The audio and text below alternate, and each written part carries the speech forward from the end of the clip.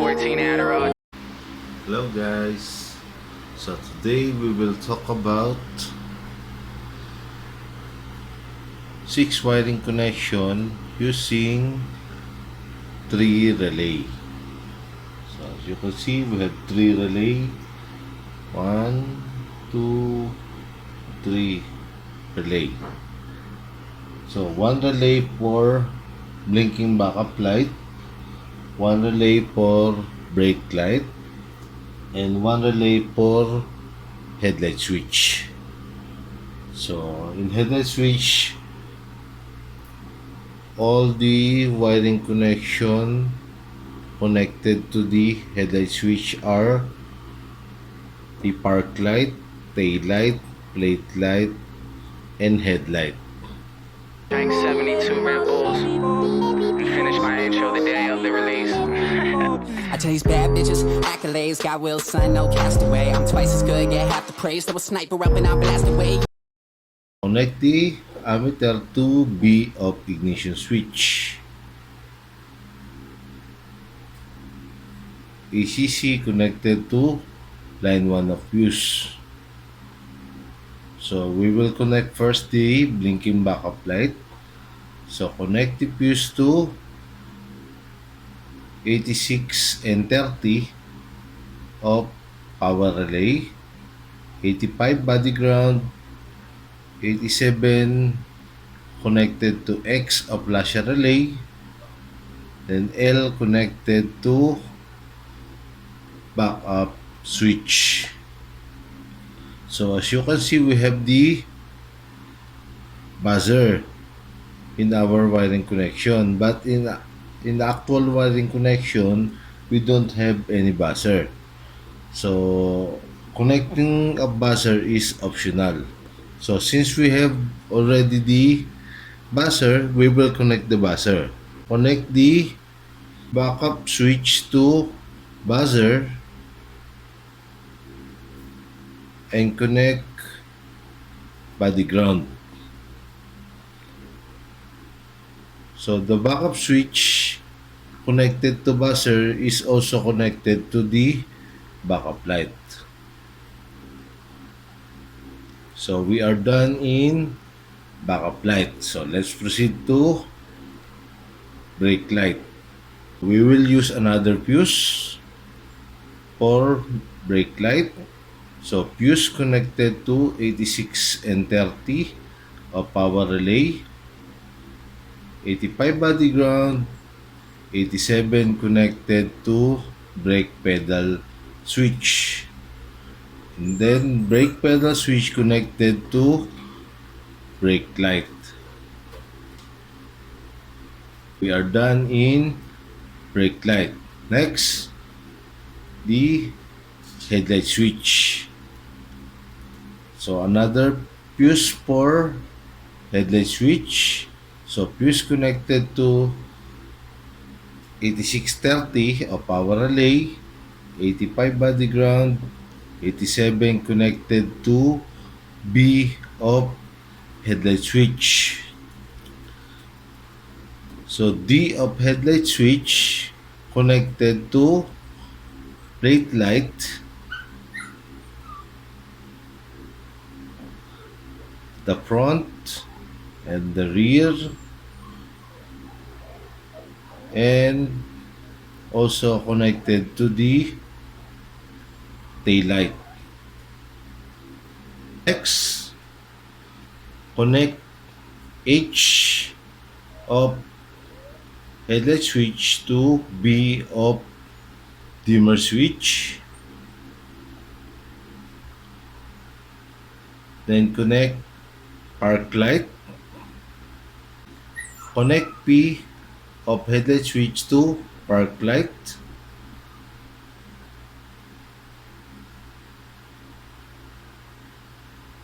Connect body ground. Connect L of dimmer switch to low beam.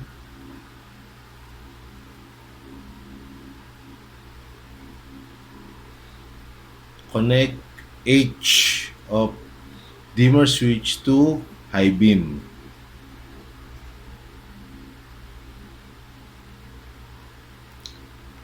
Then connect body ground. So connect the positive of battery to ammeter. Then connect negative battery to body ground. So we are done in the schematic diagram of 6 wiring connection with 3 relay. So let's test the wiring connection. For backup light, so we will turn on the backup light or the backup switch. So once you turn on the backup switch, you can see that the backup light is in blinking motion.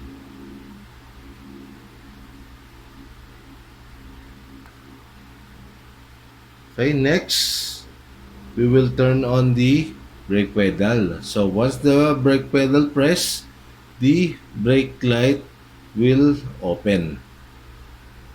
So as you can see, we have the brake light. So once the brake pedal is pressed.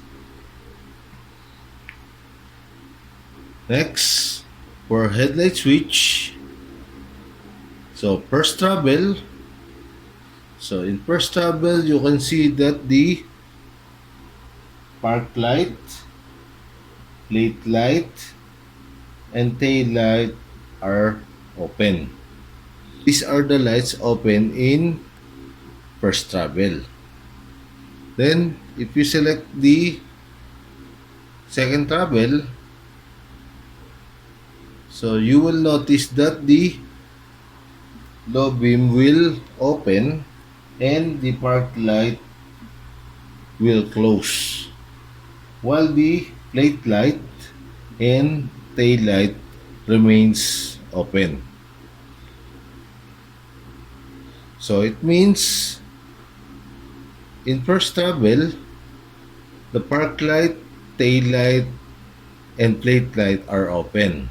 On second travel, the park light will off and the low beam will open in the second travel, while the plate light and tail lights are remains open in second travel.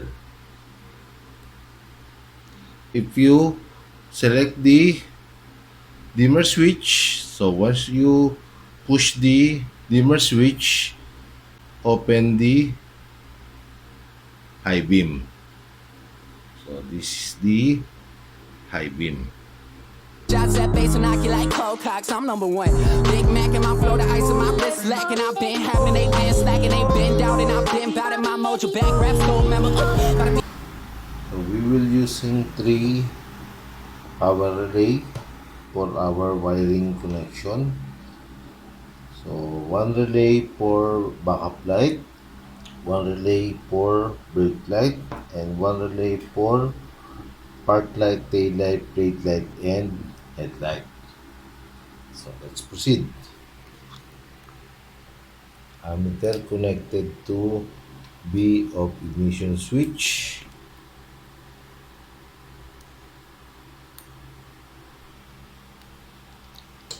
Then ACC connected to line 1 of fuse.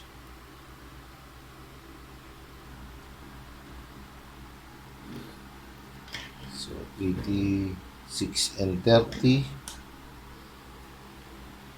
connected to fuse.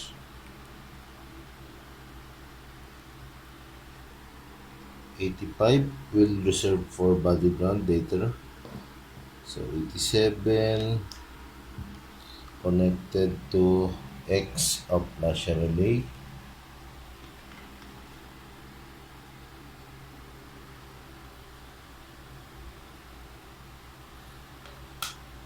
Then L of flash relay connected to backup switch.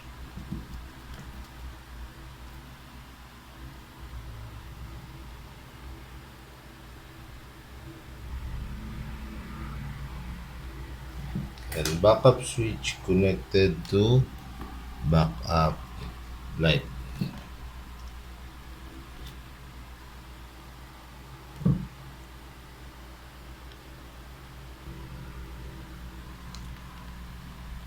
So backup switch connected to backup light. So next, another fuse.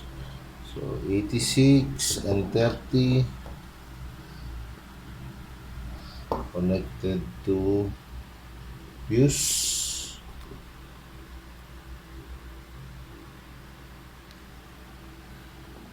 So 85 reserved for ground, then 87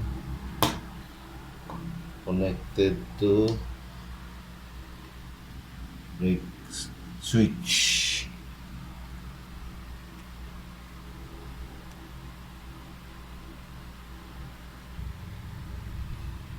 And brake switch connected to brake light.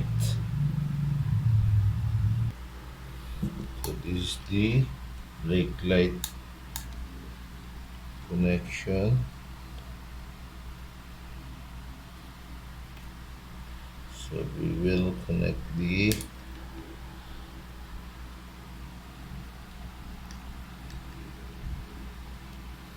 brake switch.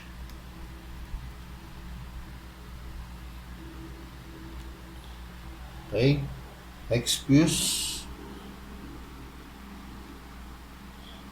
So 86 and 30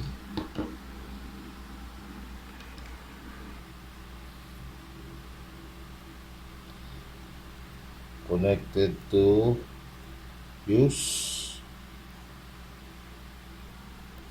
So 85 will reserve for body ground, then 87 connected to B of headlight switch. So this is the B of headlight switch, the at the middle terminal.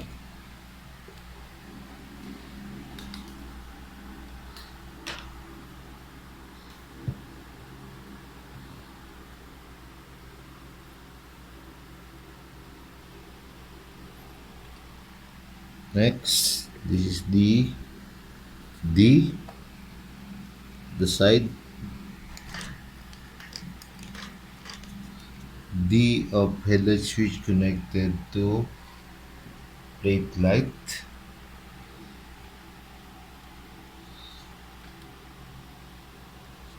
This is the brake light in front.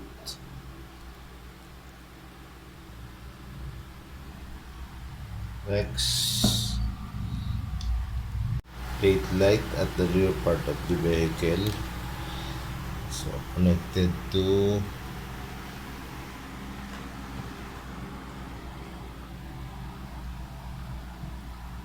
brake light.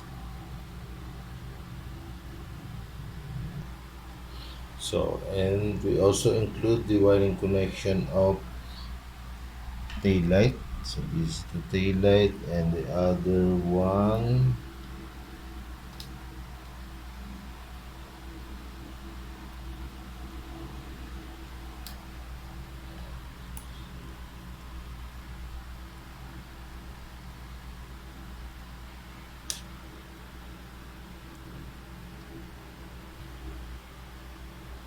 so we will connect to each other.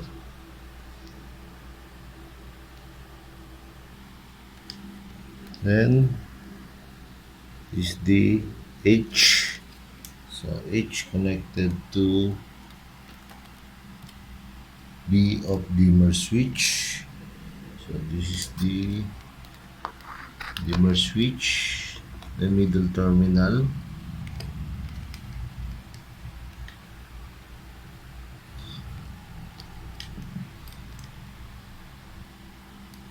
Next, this is the P. P connected to park light.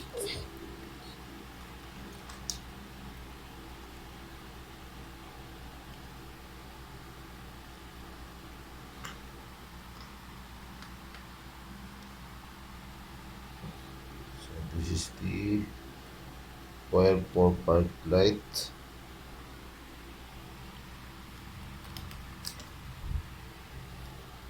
Connected to P.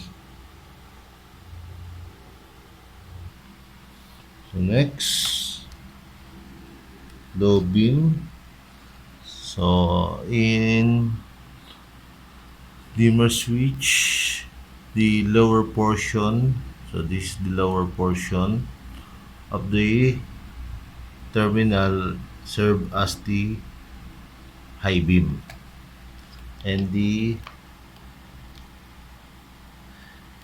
upper portion of the terminal serve as the low beam. So this is the low beam, so connected to low beam. This is the low beam.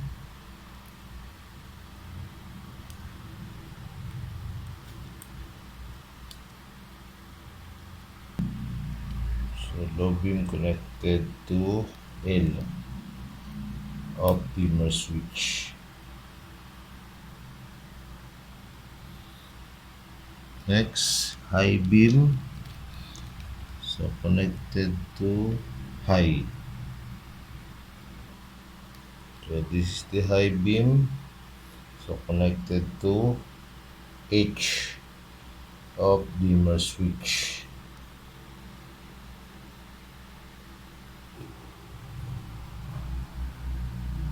So now we can connect the positive of battery to ammeter, negative of battery to body ground. So we will connect all the body ground of our relay. Connect all the body ground connected to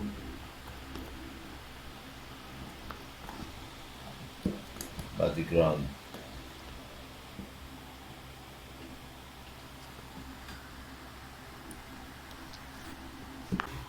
Now test the wiring connection for brake light.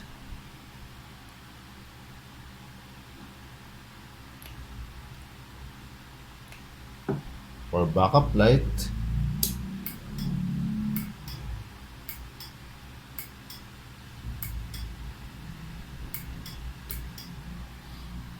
for headlight, so first travel, you can see in the first travel, park light, plate light, other plate light at the back, and the tail light. On second travel,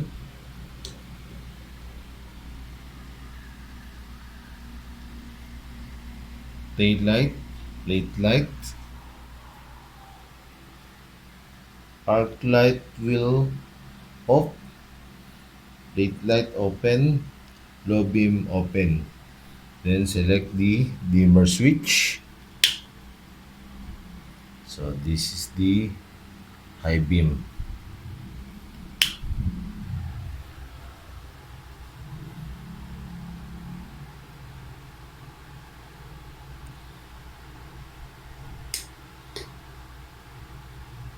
Ready for the next show. Finding time for anything but any time to rest. So I get it in the morning till the sun falls back. Then hit it till it rises and I don't call back.